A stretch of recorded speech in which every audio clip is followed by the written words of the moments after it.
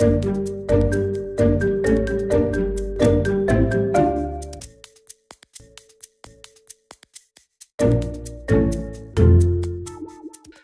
warahmatullahi wabarakatuh. Halo teman-teman semua.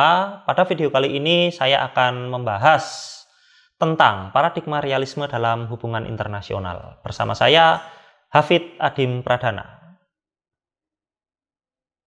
Pada video kali ini saya akan membahas 4 poin utama mengenai realisme dalam hubungan internasional. Yang pertama, bagaimana awal mula munculnya paradigma realisme dalam hubungan internasional?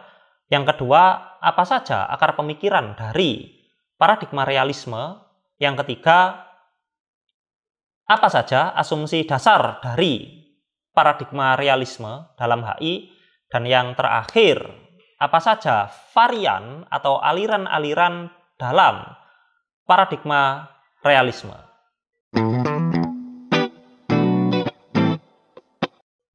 Kemunculan paradigma realisme dalam HI tidak bisa dilepaskan dari dominasi perspektif idealisme pasca Perang Dunia Pertama yang berujung pada kritik dari E.H. Carr.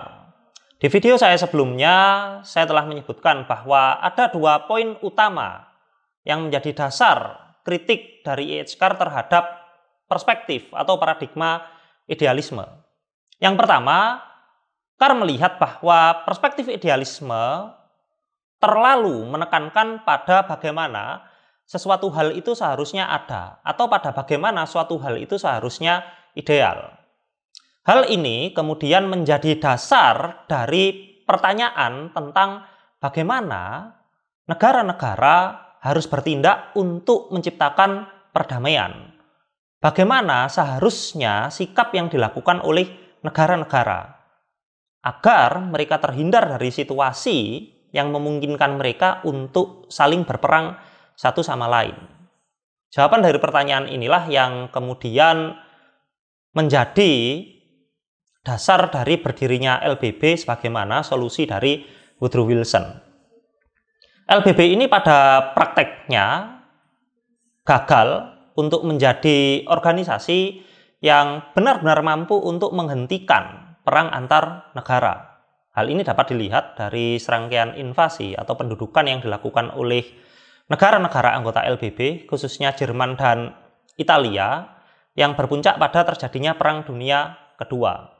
Terjadinya Perang Dunia Kedua inilah yang kemudian menjadi dasar dari kritik E.H. Carr yang kedua, yang melihat bahwa fenomena keluarnya Italia dan Jerman dari LBB dan juga berbagai upaya pendudukan yang dilakukan oleh kedua negara tersebut merupakan bentuk dari LBB yang tidak lebih sebagai instrumen negara-negara pemenang Perang Dunia Pertama. Yang pada prakteknya LBB ini ternyata banyak memberikan kerugian bagi Jerman dan Italia yang oleh karenanya para pemimpin dari dua negara tersebut yang tidak puas dengan ketentuan-ketentuan yang ada di LBB dan juga perjanjian Versailles tahun 1919 secara sengaja melakukan pelanggaran dan juga secara terang-terangan keluar dari organisasi yang sebelumnya dianggap ideal tersebut, di mana sikap dari dua negara ini, khususnya Jerman, merupakan awal mula dari pecahnya Perang Dunia Kedua, yang itu merupakan pukulan telak dan juga penanda akhir dari eksistensi Liga Bangsa-Bangsa. Dari dua kritiknya tersebut, Carr kemudian memberikan argumen berkenaan dengan bagaimana cara untuk mengkaji mengenai hubungan internasional atau hubungan antar negara. Carr berargumen bahwa kajian mengenai hubungan internasional hendaknya tidak lagi mengacu pada orientasi idealisme yang terlalu menekankan pada bagaimana sesuatu itu seharusnya ada. Idealisme gagal untuk memberikan penjelasan ketika Perang Dunia Kedua pecah. Dengan pecahnya Perang Dunia Kedua, Carr menekankan agar para ilmuwan atau para akademisi HI lebih menekankan pada interpretasi politik kenyataan atas peristiwa-peristiwa dunia yang sedang terjadi. Jadi Carr menyarankan kepada para akademisi atau pada para ilmuwan yang mengkaji hubungan antar negara agar melihat pada apa yang senyatanya terjadi, pada apa yang real terjadi. Di mana inilah yang kemudian menjadi awal mula dari istilah realisme dalam hubungan internasional. Ada beberapa tokoh yang menjadi dasar dari pemikiran realisme. Tokoh-tokoh tersebut meliputi Thucydides, Kautilya, Niccolò Machiavelli, dan juga Thomas Hobbes. Kita mulai dulu dari yang pertama, Thucydides. Thucydides ini terkenal dengan bukunya yang berjudul Peloponnesian War, atau kalau diterjemahkan dalam bahasa Indonesia adalah Perang Peloponnesia, di mana dalam buku tersebut Thucydides berupaya untuk menganalisa fenomena peperangan yang melibatkan negara kota Athena dan juga negara kota Sparta. Dalam bukunya tersebut, Thucydides berpendapat bahwa konflik atau perang antar negara pada dasarnya itu merupakan hasil dorongan dari ketakutan, kehormatan, dan juga kepentingan diri masing-masing negara. Jadi ada 3 hal yang mendorong konflik atau perang antar negara menurut Thucydides. Yang pertama adalah ketakutan suatu negara terhadap negara lain. Yang kedua adalah upaya suatu negara untuk mencapai kehormatan. Dan yang ketiga adalah upaya suatu negara untuk mencapai kepentingan mereka masing-masing. Kondisi ketakutan antar negara ini pada gilirannya merupakan suatu hal yang mendorong apa yang kemudian kita kenal sebagai dilema keamanan. Secara ringkas, dilema keamanan ini merupakan suatu kondisi ketika suatu negara merasa terancam dengan adanya peningkatan kapabilitas khususnya dalam hal militer dari negara lain. Jika negara A meningkatkan kapabilitas militernya sebanyak 3 atau 4, maka negara B kemudian melakukan peningkatan kapabilitas militer yang melebihi negara A sebanyak 4, 5, 6, yang kemudian negara A ini melanjutkan peningkatan kapabilitas militernya dengan besaran yang lebih besar. Hal ini kemudian kita kenal sebagai perlombaan senjata. Secara singkat, pemikiran Thucydides ini merupakan dasar dari konsep dilema keamanan yang berujung pada terciptanya suatu kondisi arms race atau perlombaan senjata antar aktor atau antar negara dalam hubungan internasional. Tokoh yang kedua adalah Kautilya. Kautilya ini merupakan salah seorang ilmuwan dari India dengan karyanya yang terkenal yang berjudul Arthasastra. Dalam Arthasastra, Kautilya ini mengajukan 2 konsep, yaitu konsep Mandala dan juga konsep Dharma. Dalam konsep Mandala, Kautilya berpendapat atau mengajukan poin bahwa suatu negara atau kerajaan perlu untuk melakukan serangkaian penaklukan guna memperluas kekuasaan. Karena apa?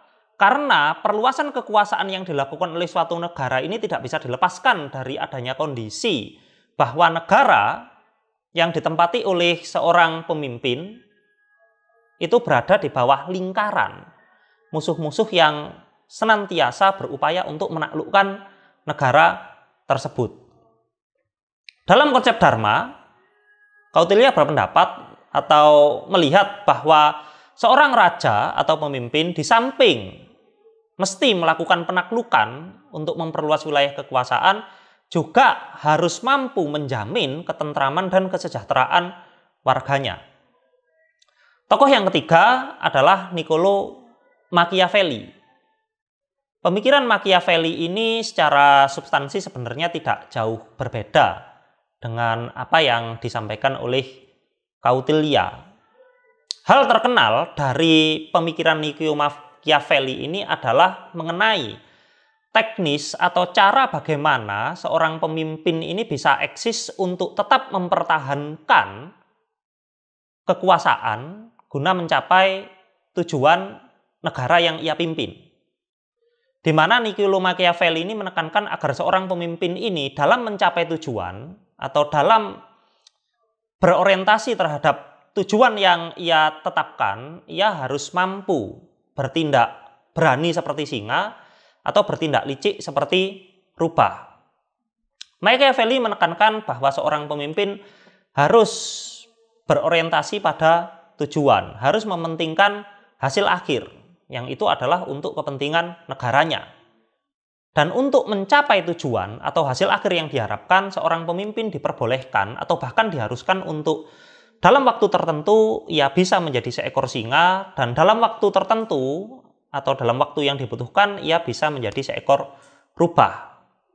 Bertindak selayaknya singa atau bertindak selayaknya rubah. Itu saya kira quote terkenal dari Niccolo Machiavelli. Dan yang terakhir adalah Thomas Hobbes, ya.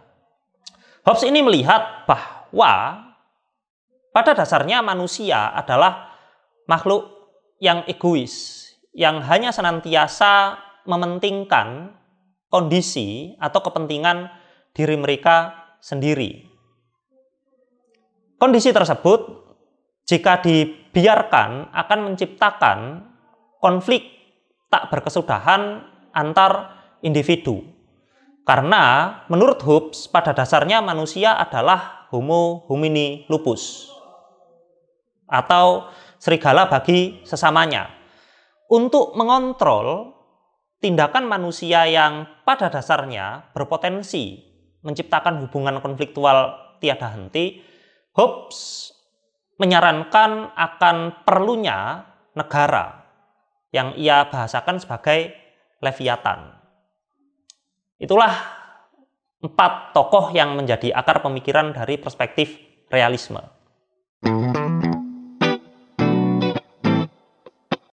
Ada beberapa poin yang menjadi asumsi dasar dari perspektif atau paradigma realisme. Yang pertama, realisme melihat bahwa negara adalah aktor utama dalam HI. Mengapa?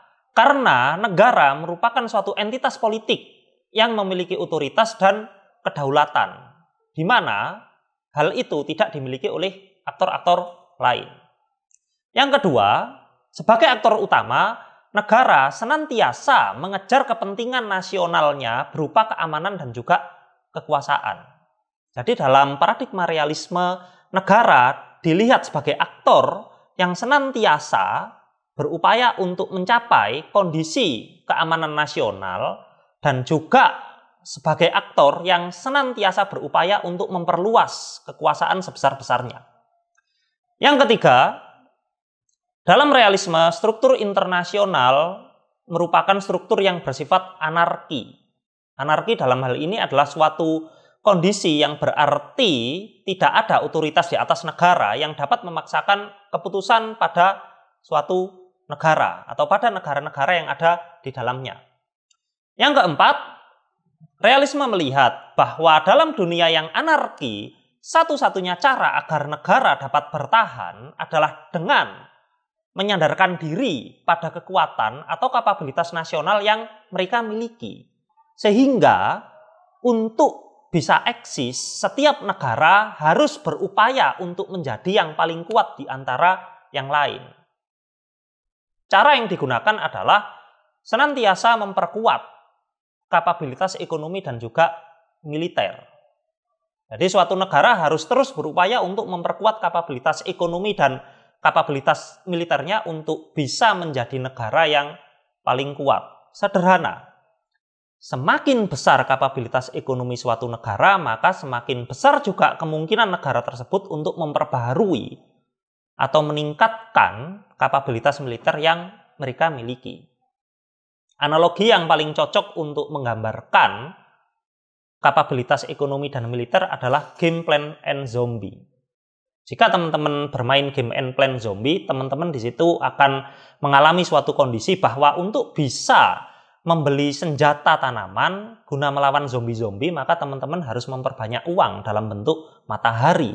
Semakin banyak matahari atau uang yang teman-teman miliki, maka semakin besar pilihan teman-teman untuk memperkuat kapabilitas persenjataan tanaman yang teman-teman memiliki untuk mengusir zombie-zombie yang datang menuju rumah teman-teman.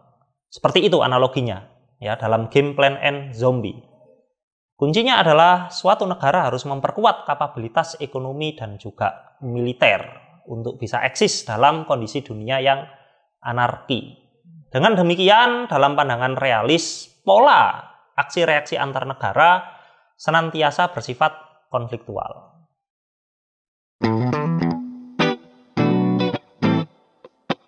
Secara umum terdapat 3 aliran atau varian dalam paradigma realisme. Yang pertama adalah realisme klasik, yang kedua neorealisme, dan yang ketiga realisme neoklasik.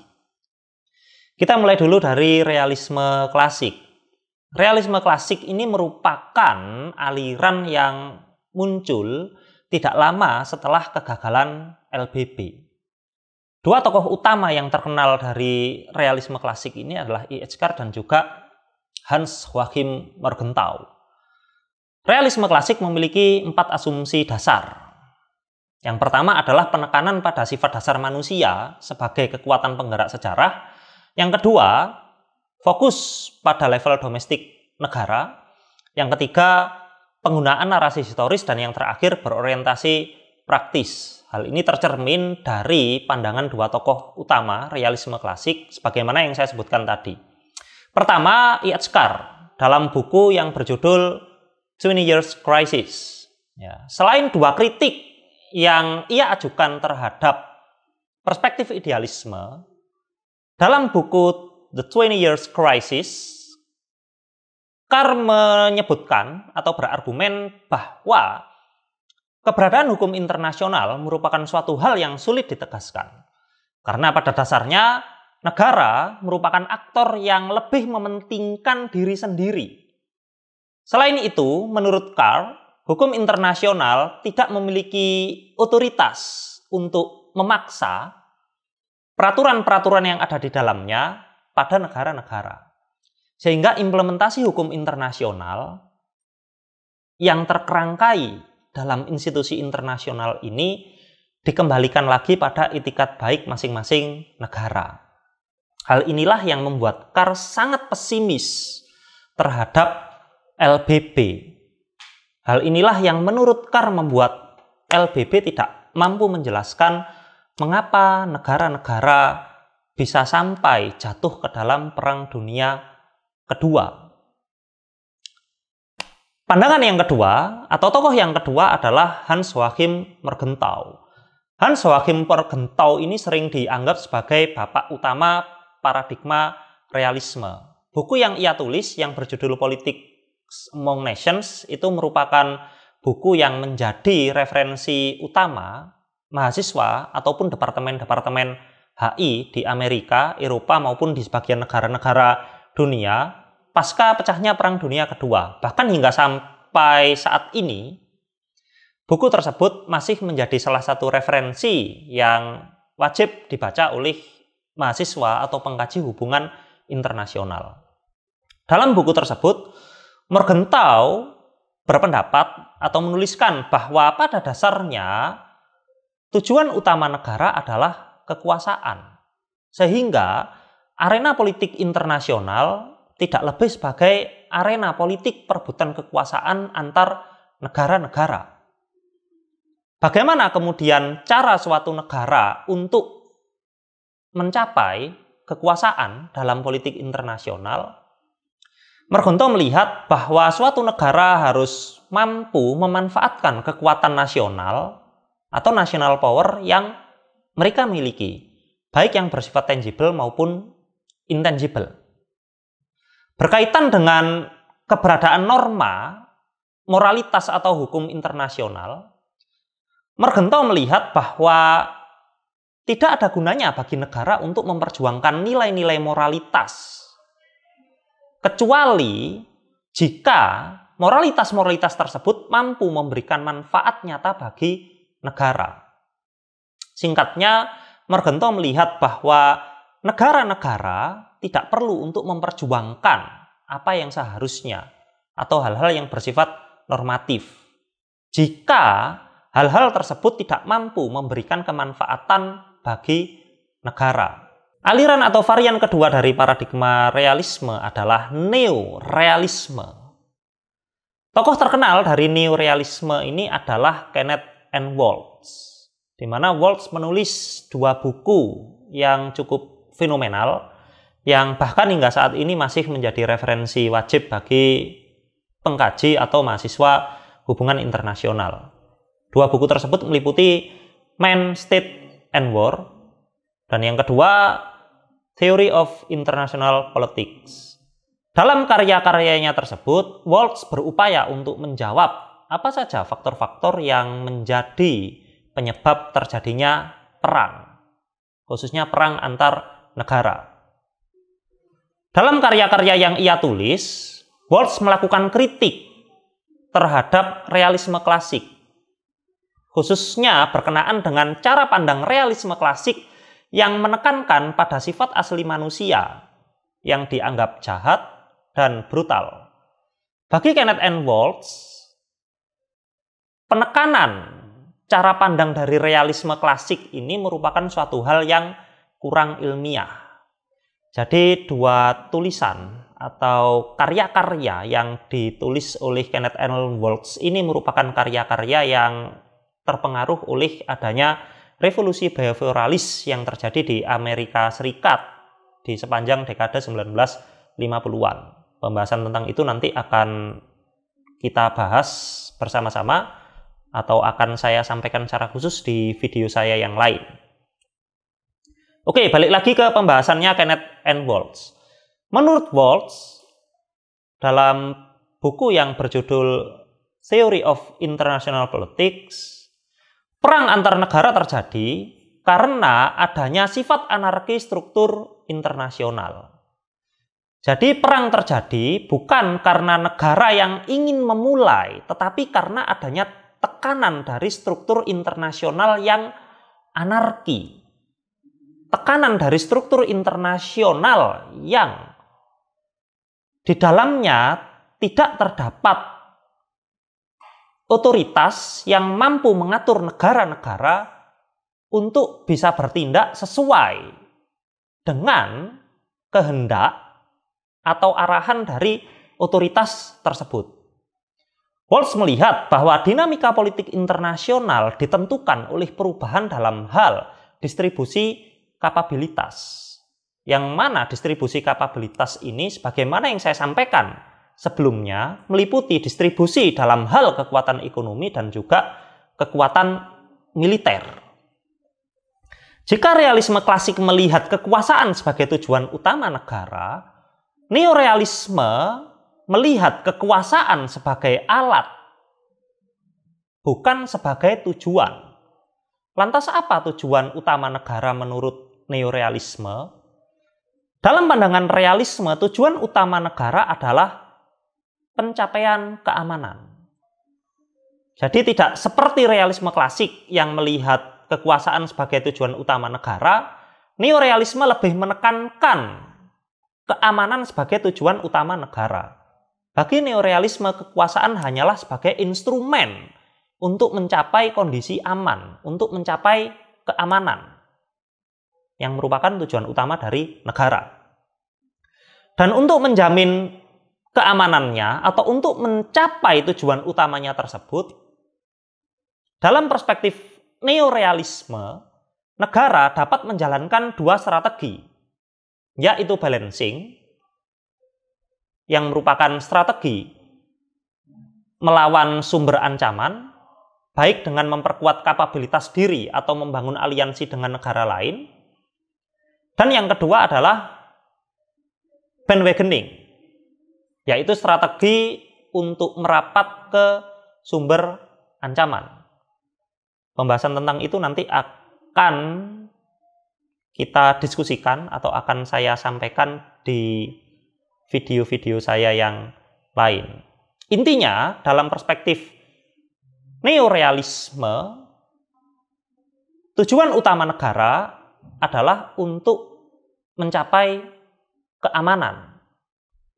Dan cara untuk mencapai keamanan tersebut dapat dicapai dengan 2 strategi, yaitu balancing dan bandwagoning. Selain itu, neorealisme melihat bahwa perang atau konflik antar negara itu bisa terjadi karena adanya sifat anarki dari struktur internasional, bukan dari keinginan individual negara-negara.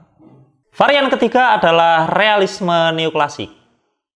Berbeda dengan realisme klasik maupun neorealisme yang lebih menekankan pada penjelasan pola aksi reaksi antar negara, realisme neoklasik berfokus untuk menjelaskan perilaku negara secara individual.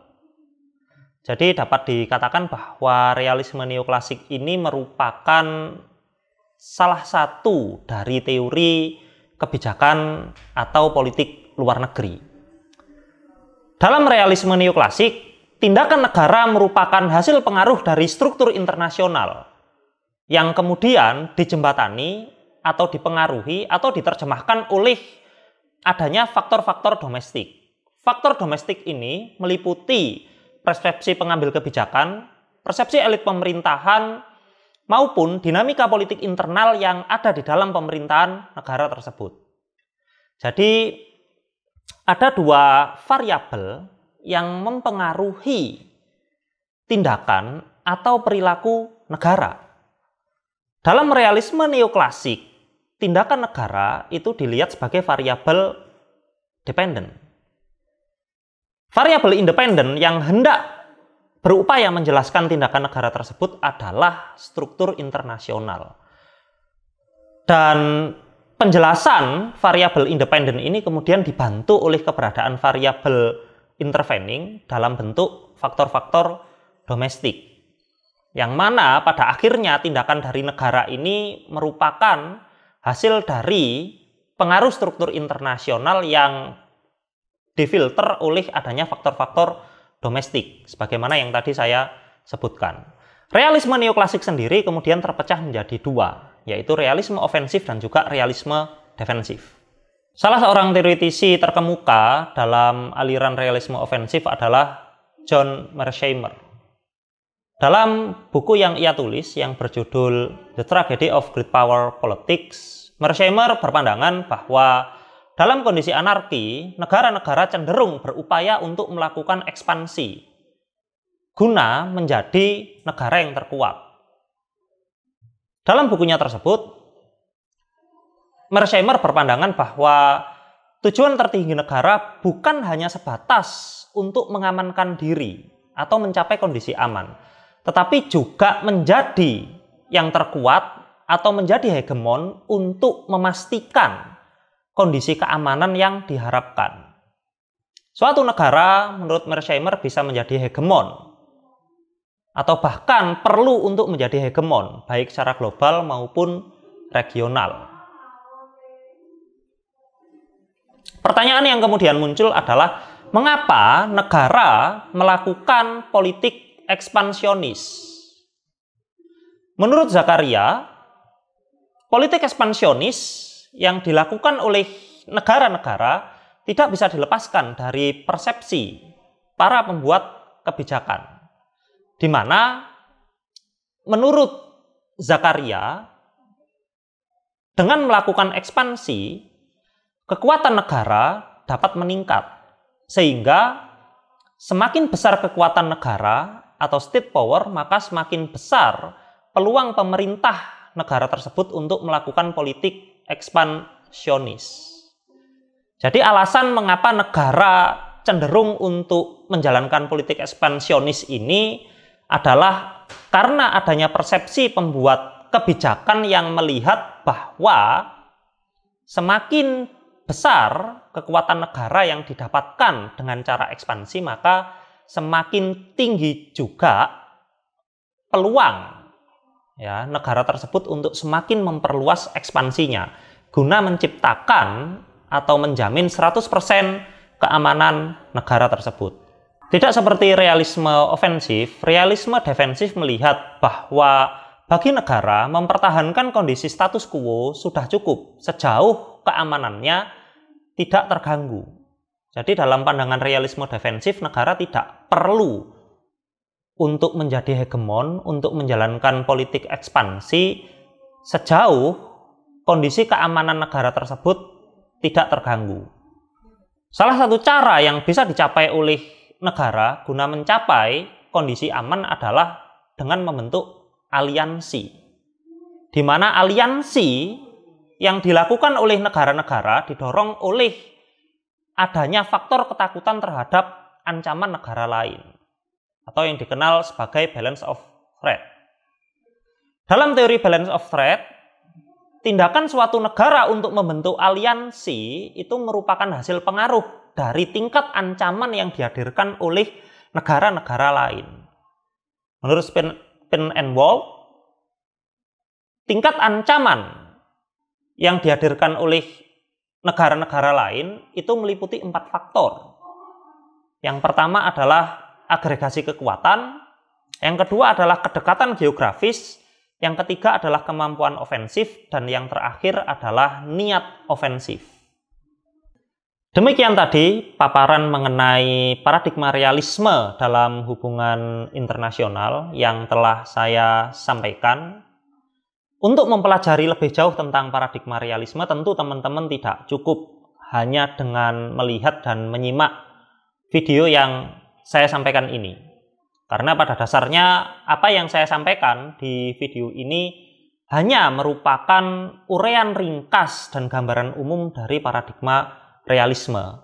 Lebih jauh teman-teman bisa membaca atau mempelajari secara dalam beberapa referensi untuk mendalami, atau jika teman-teman ingin mendalami seperti apa paradigma realisme dalam HI. Ada banyak referensi baik dalam bahasa Inggris maupun bahasa Indonesia. Untuk referensi bahasa Indonesia yang saya sarankan ke teman-teman ada 3. Yang pertama, referensi terjemahan ya, yang berjudul Pengantar Studi Hubungan Internasional dari Robert Jackson dan juga George Sorensen. Ya, ini merupakan salah satu referensi wajib bagi mahasiswa HI. Yang kedua, ya, referensi yang berjudul Teori Hubungan Internasional dari Muhammad Roshidin. Dalam referensi ini teman-teman akan melihat lebih banyak mengenai apa saja teori-teori atau paradigma-paradigma yang ada dalam hubungan internasional, termasuk di dalamnya realisme. Oke, dan yang ketiga adalah referensi yang berjudul Studi dan Teori Hubungan Internasional, karya dari Bapak almarhum Bob Sugeng Hadiwinata. Dalam referensi ini, ya, teman-teman bisa melihat ya, sejarah dan awal mula bagaimana ilmu HI ini berkembang, dan khususnya bagaimana perspektif realisme ini muncul dan kemudian menjadi dominan dalam hubungan internasional. Itu tadi yang bisa saya sampaikan. Kita bertemu lagi di video-video selanjutnya. Terima kasih. Assalamualaikum warahmatullahi wabarakatuh.